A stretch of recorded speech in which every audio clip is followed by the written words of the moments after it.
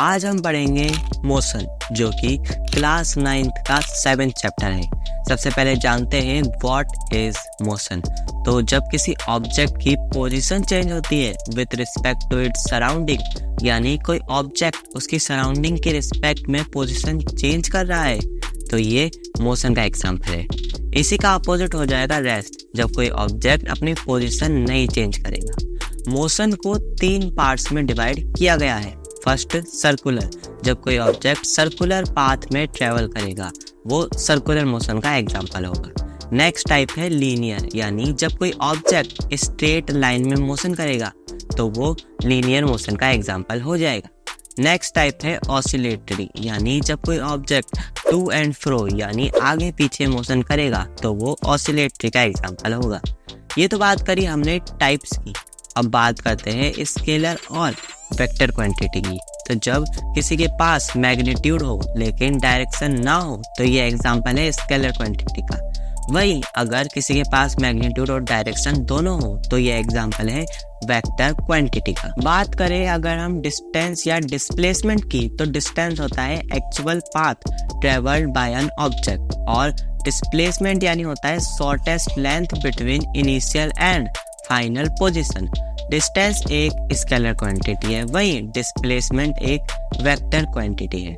Distance हमेशा positive value में ही रहेगी, लेकिन डिस्प्लेसमेंट पॉजिटिव, नेगेटिव या जीरो टाइप के वैल्यूज में रह सकती है।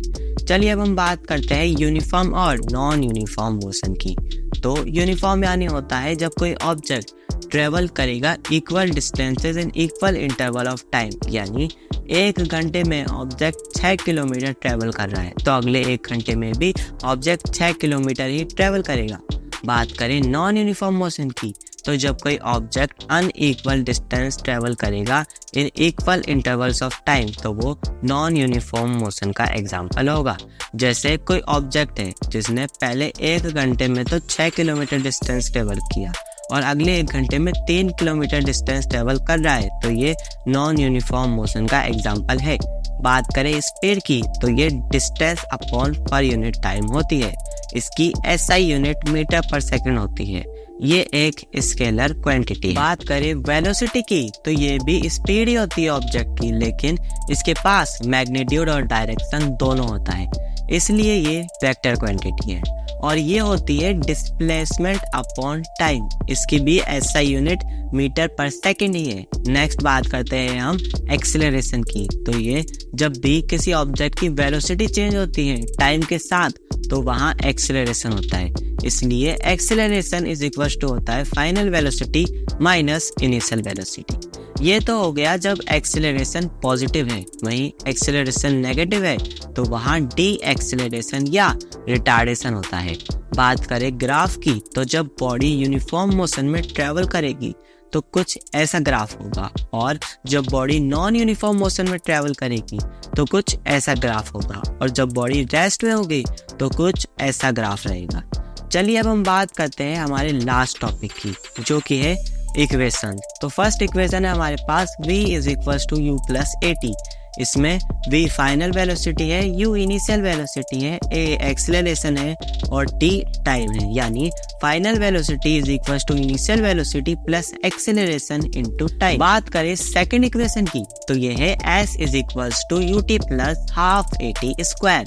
इसमें s है डिस्प्लेसमेंट, u है इनिशियल वेलोसिटी, a है एक्सेलरेशन और t है टाइम, यानी डिस्टेंस इज इक्वल्स टू होता है initial velocity into time plus half into acceleration into time का स्क्वायर। थर्ड इक्वेशन है हमारे पास में v square minus u square is equals to 2as। इसमें v है फाइनल वेलोसिटी, u है इनिशियल वेलोसिटी, a है एक्सेलरेशन और s है डिस्प्लेसमेंट, यानी फाइनल वेलोसिटी का स्क्वायर माइनस इनिशियल वेलोसिटी का स्क्वायर होता है 2 इंटू एक्सेलरेशन इंटू डिस्प्लेसमेंट।